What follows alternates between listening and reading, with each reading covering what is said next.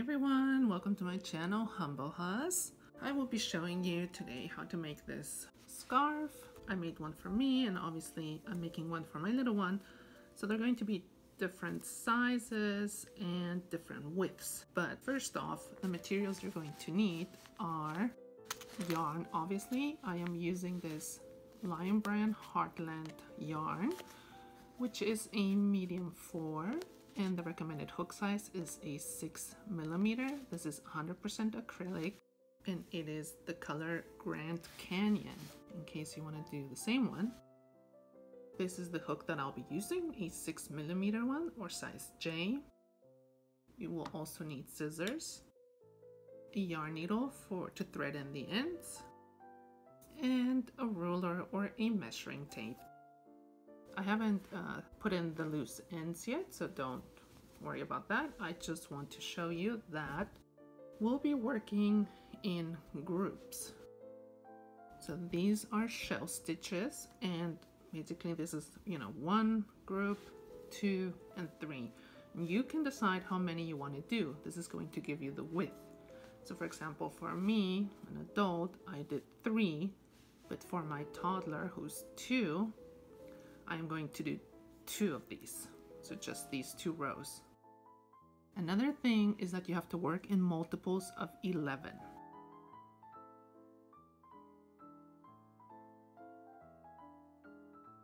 For the length of the scarf, that's also going to vary because not everybody has the same head size, but I just wanted to show you this is about the length of a ruler.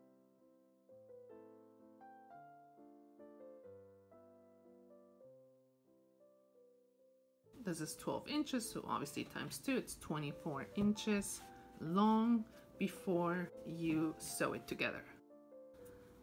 All right, so let's start with a slip knot. You're going to take that loose end, you're going to make a loop, then insert your hook through that middle part under that loop, and then take that loose end and carefully pull it through, but by pulling on both ends and with your hook in the opposite direction, like so, and simply adjust it to your hook. You don't want it too tight or too loose.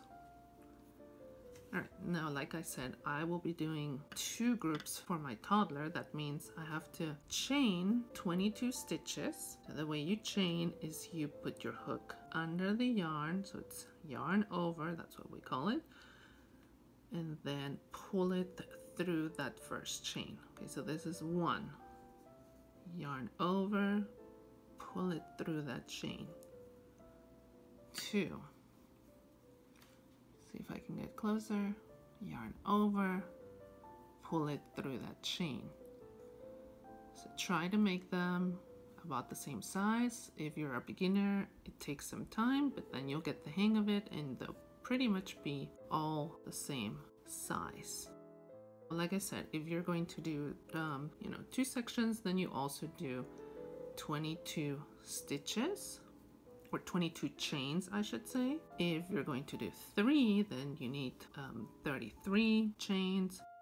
So like I said, work in multiples of 11.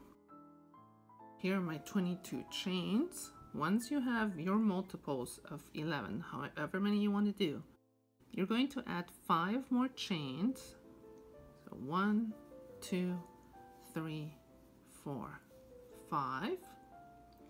And then for this base chain, you also need to add 2 more. I have a total of 29 chains here, and those 5 chains plus the 2, you're going to add those to any size. So no matter what size you're doing, you add those chains. For row number 1, these right here, this is going to count as your first stitch or your first chain. Okay, so 1, 2, 3. You're going to skip those 3 chains that are away from your hook. 1, 2, and 3. That counts as your first double crochet. Then you're going to insert your hook into that fourth chain that is from your hook. We will work a double crochet into this fourth chain. Let me show you how that works. So you have to yarn over first, very important for a double crochet. Like I said, skip 3, 1, 2, 3, and then into that fourth chain, insert your hook through that loop, then yarn over and pull up 1 loop. That's going to give you 3 loops on your hook. Then yarn over, pull up through 2 loops. You have 2 loops left on your hook. Yarn over and pull through those last 2. So this is as if you had 2 double crochets right here. Into the next 3 chains, we're going to repeat the same double crochets. So you yarn over, insert your hook, yarn over, pull up a loop, yarn over, pull through 2 loops, yarn over, pull through 2 loops. 1, 2, 3 double crochets so far. We need 5. Yarn over, insert your hook, yarn over, pull up a loop, yarn over, pull through 2, yarn over, pull through 2. So 1, 2, 3, 4, and that last one. There you have 5 double crochets. Now you need to skip 2 chains, so 1 and 2, and then into that third one, you will work 5 double crochets into this same stitch. So you yarn over, like I said, skip 2, 1, 2, work into that third one. Here is your first double crochet. Then you do another one into that same stitch. There's 2, another one, 3, 4, and 5, like that.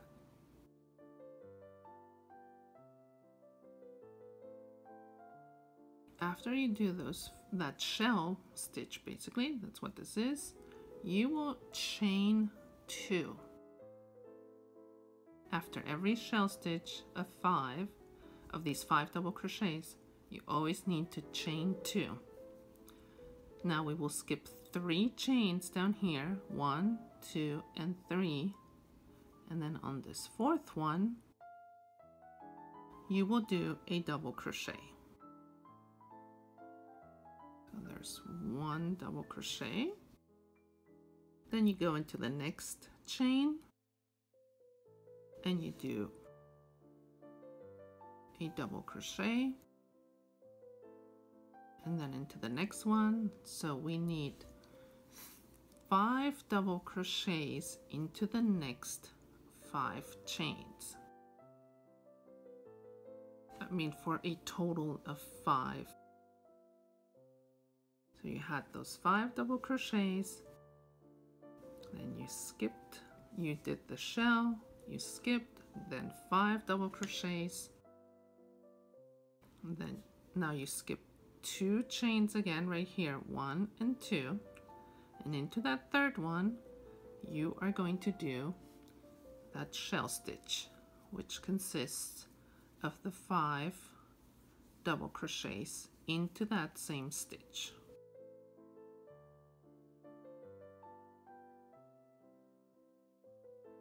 All right, remember, now you're going to chain 2 again. We're going to skip 3 chains, so 1, 2, and 3, and then into that next chain you will do a double crochet. Then you go into the next chains for a total of 5 double crochets, one next to the other. 3, 4, and 5. So I have reached the end of the first row. This is what it looks like. Now at the end of this row, I am going to chain 3, 1, 2, and 3, and now I'm going to turn my work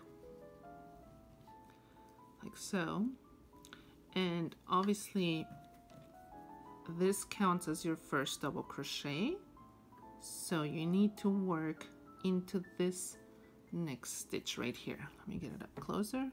So not here, this belongs to this one, but here, that's where you need to work your second double crochet, and you're going to go through both loops right there. All right, so yarn over and do your double crochet. So once again, you need 5 double crochets, 1 into each stitch. So you will know, because then you will have that chain of 2 from the previous row. So there's 5. Now you're going to skip this chain of 2, so that you're skipping this and this. You are working into this stitch right here.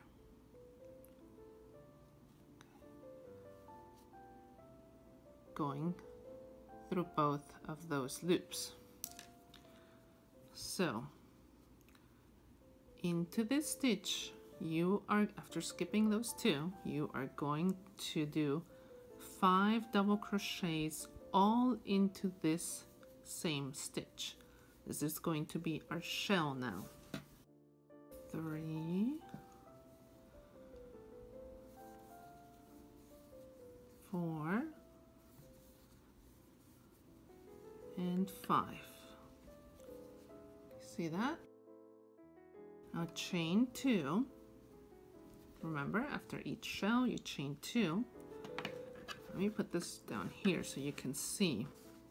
So you did those 5 double crochets into that first stitch of the shell from the previous row.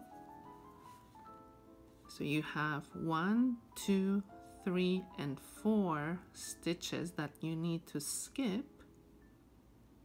Okay, these are all the shell stitches. This is the whole shell from the previous row. Then you need to work your first double crochet into this stitch right here for a total of 5 double crochets once again. So skip all of this. Don't forget your 2 chains after the shell, because it's easy to forget these. And then work your double crochet in there. It's the first one, 2, 3, 4, and 5. Okay.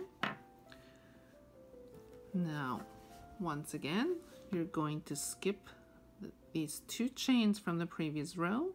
Here's that stitch, that double crochet from the shell, that very first one, and you will do 5 double crochets in here.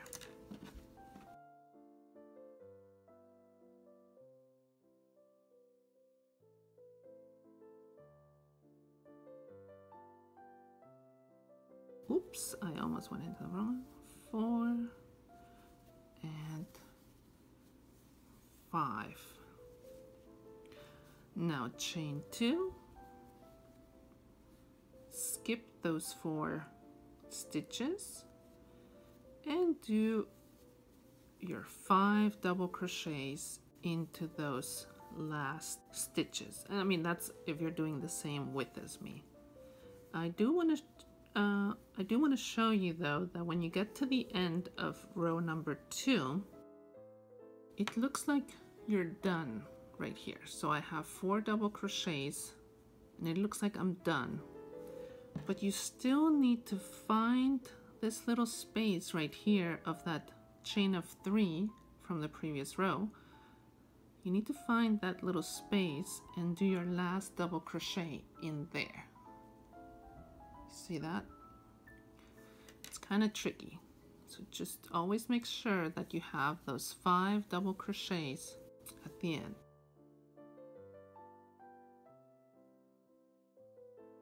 Right, now you chain 3 and you turn your work and you repeat exactly what we did here. So you do your 5 double crochets. Don't forget to start here in the second one, because this acts like your first double crochet. So do 5 double crochets, skip these 2 chains, and then work your shell into this first stitch. If you need to go back in the video and look at row number 2, it is exactly the same thing. This, so 1, 2, 3, 4, and 5. Skip the 2 and work into this stitch. Okay, work your shell stitch in there. Then you will start to see how the shell stitch goes back and forth, and all you need to do is check how long you want the scarf to be.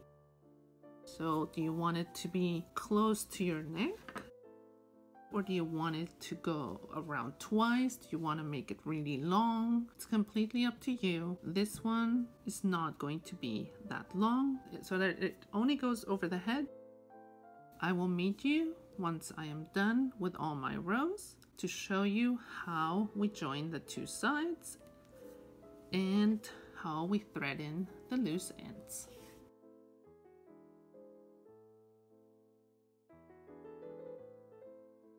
Okay, here is that finished piece, and mine measures 20 inches, so it's 4 inches less than the adult size one. You got to the end of your last row, however long you did it.